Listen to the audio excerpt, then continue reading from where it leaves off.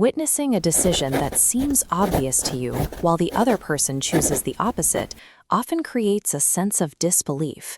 You may assume they are being deliberately difficult or lack the intelligence to see the facts.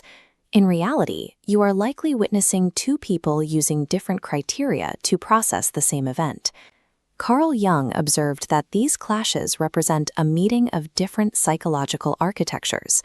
After 20 years of clinical study, he concluded that humans are distinct in the way they perceive information and generate energy.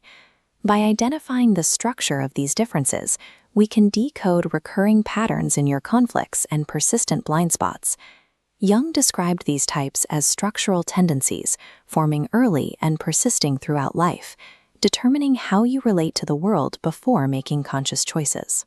Many people spend years operating against their own psychological structure, forcing mental processes that feel foreign while suppressing the ones that come naturally. This systematic conflict leads to chronic exhaustion and decisions that feel hollow in the aftermath. The first step in identifying these patterns involves auditing your primary source of energy. Jung redefined introversion and extroversion as the direction of your psychic energy, rather than simple personality traits like shyness or being outgoing. An extrovert's energy moves toward external objects and people. The external world is energizing. It is where processing occurs. Isolation depletes them. Conversely, an introvert's energy moves toward internal imagery. They retreat because the interior world is where cognition happens. Excessive noise interferes with clarity.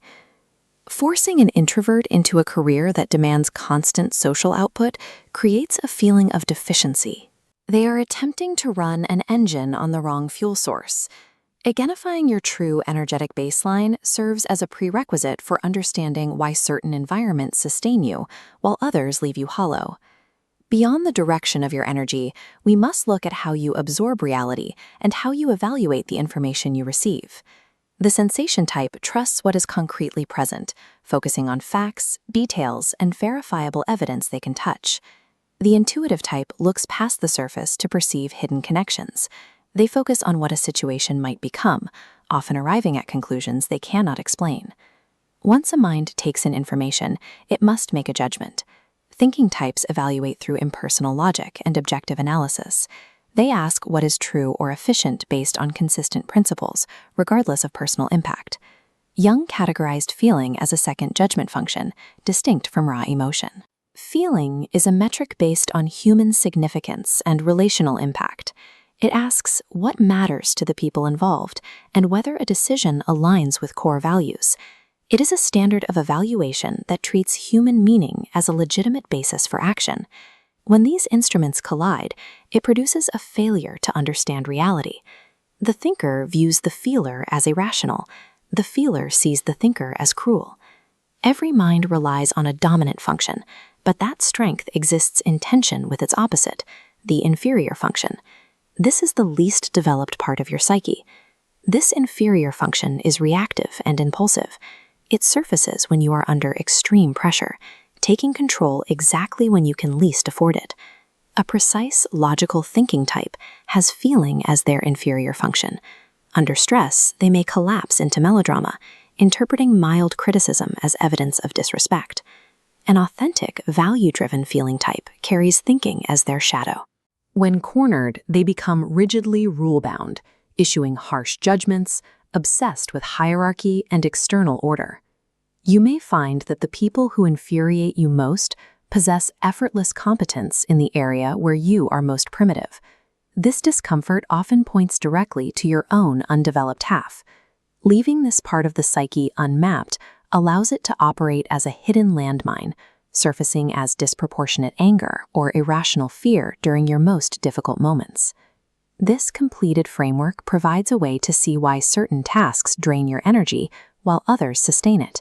It highlights the structural friction that occurs when you interact with those who use different cognitive instruments. Look at a recurring conflict in your life. Instead of judging the other person's limitations as bad faith, use these categories to see if the mismatch is structural. This shift makes the disagreement legible and easier to navigate. Growth requires moving toward the functions that your specific structure finds most threatening. Thinkers must sit with relational values without immediately reverting to analysis. Intuitives must commit to finishing concrete tasks. Sensors must learn to tolerate the ambiguity of unproven possibilities. It is easy to use these descriptions to justify existing behavior. However, simply knowing your type is not the same as development. Take the discomfort this framework provides and keep it in view. Use these observations to navigate your structure and begin moving toward a more balanced psychological life.